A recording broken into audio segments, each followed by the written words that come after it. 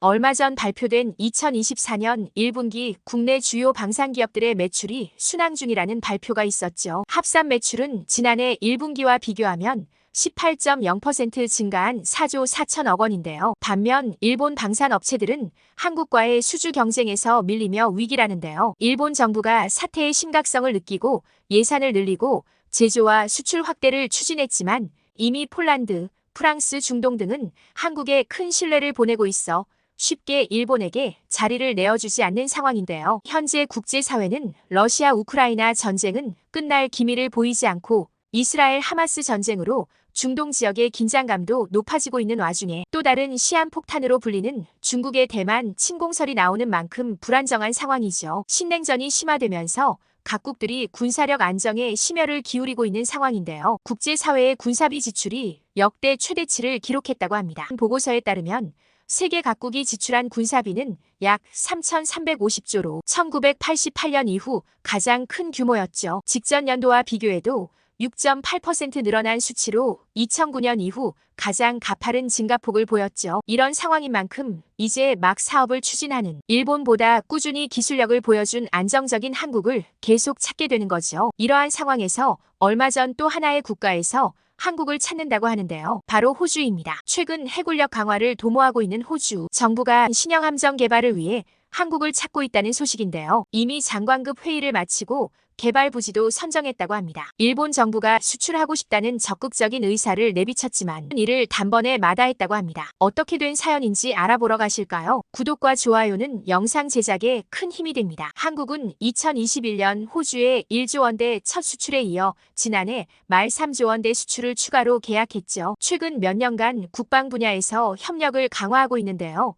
공동 개발을 하기로 한 것이죠. 양국 과학기술공동위원회는 2에서 3년마다 모여 회의를 하는데요. 최근 화두는 앞서 말한 바와 같이 불안정한 국제 정세로 인한 국방력 강화와 사이버 안보의 중요성이죠. 따라서 자원 수출을 위한 해상에서의 안보도 매우 중요한 과제가 된 상황이죠. 호주 정부의 이 같은 국방력 강화 전략은 무엇보다 중국을 견제하기 위한 것이라는 게 국제사회의 공통된 분석이죠. 해군력 강화는 국방 지출의 비중을 늘리는 동기가 되는데요. 호주 국방부는 향후 10년간 국방비 관련 지출을 45조 정도 늘리겠다고 발표했어요. 호주는 지난해 미국, 영국과 오커스 동맹을 체결해 잠수함을 구축하기로 했는데요. 주목할 만한 사실은 여러 나라에서 호위함의 설계안을 제안했지만 호주는 한치의 망설임 없이 한국의 설계안을 골랐다고 해요. 대규모 생산 능력이 있고 생산 비용도 능력에 비해 합리적인 편이라며 한국 방산업체와의 협력을 원하고 있는 거죠. 협력을 위해 얼마 전 호주에서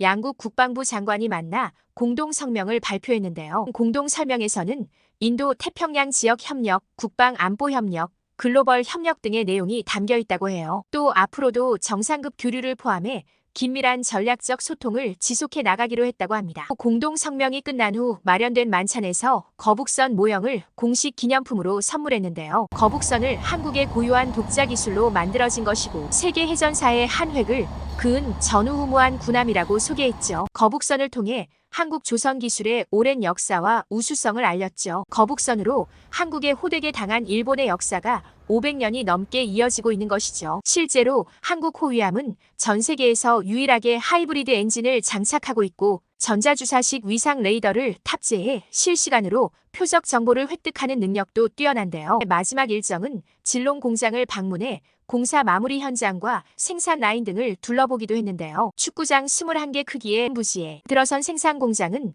한국 방산기업 최초의 해외 생산기지이자 아시아 국가의 방산기업이 호주에 진출한 첫 사례이기도 하죠. 진롱시는 원래 포드 자동차 공장이 있었지만 2016년 철수하면서 지역 경제에 한파가 닥쳤고 한국 기업이 진출하기 전까지만 해도 인구 20만 명의 조용한 마을에 불과했다는데요. 하지만 2021년 한국이 계약을 맺고 진롱이 공장 부지로 결정되면서 상황이 급변했죠. 낙수 효과가 예상보다 훨씬 클 것으로 기대하고 있는데요. 한 지역 관계자는 국방 예산의 40%가 투자되고 있다는 점이 높은 평가를 받으면서 간신히 유치에 성공할 수 있었다고 치열했던 유치 경쟁 뒷얘기를 전했죠. 빅토리아 주정부는 공장 유치가 지역 경제에 미칠 파급 효과도 6조 원에 달할 것으로 전망했는데요. 생산 공장의 본격 가동으로 채용도 늘면서 최소 1000개 이상의 일자리가 일자리가 또 생겨날 것으로 기대되고 있어 지역 경제도 한층 활기를 띠는 분위기죠. 1만 3천여 명의 직원이 근무 중인 한 중견회사는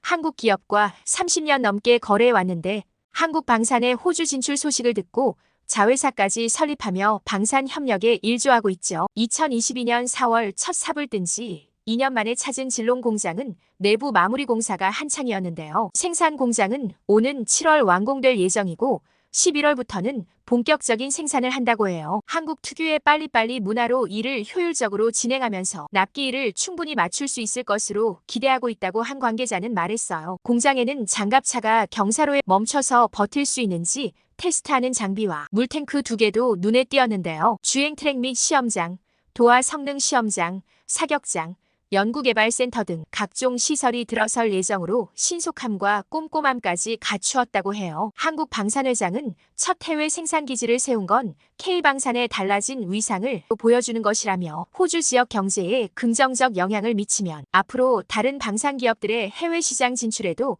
큰 도움이 될 것이라고 말했어요. 두 장관은 회동을 마무리하며 한층 심화된 양국의 방산 협력을 한 차원 더 높은 단계로 발전시켜 나가기 위해 함께 노력하기로 했다고 밝혔어요. 이런 탄탄대로를 겪는 한국과는 다르게 방산 산업에서 뒤처진 일본도 서두르고 있는데요. 2차 세계대전 이후 무기 수출을 엄격하게 제한해왔던 일본이 전투기 판매에 나선 것이죠. 한국 방산업계의 성장을 의식한 움직임으로 보여지고 있어요. 얼마 전 일본이 국무회의에서 개발 중인 6세대 첨단 전투기 수출을 승인한다는 방침을 내려 이에 따라 일본은 방위장 비기술 협정을 맺은 15개국에 전투기를 수출할 수 있게 됐어요. 일본은 2차 세계대전 패배 이후 방산 수출을 금지하는 평화헌법을 유지해온 바 있지만 지난 2014년부터 헌법을 수정하며 전쟁이 가능한 보통국가로의 전환을 가속화했죠. 일본 정부와 방산업체가 이웃나라인 한국의 엄청난 수출 성과에 자극을 받았다는 의견이 대다수인데요. 그동안 평화헌법에 가로막혀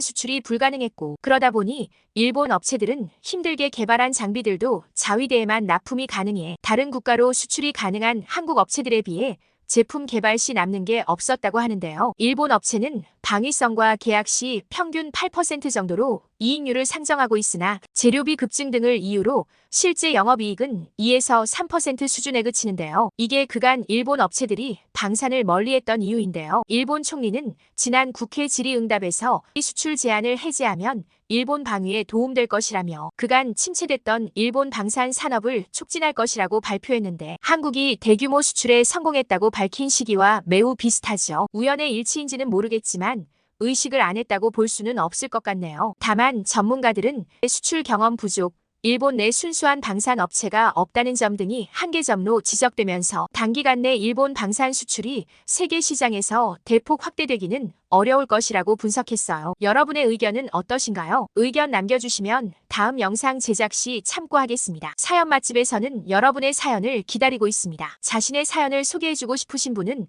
공식 메일로 언제든지 제보해주세요. 구독과 좋아요는 영상 제작에 큰 힘이 됩니다. 감사합니다.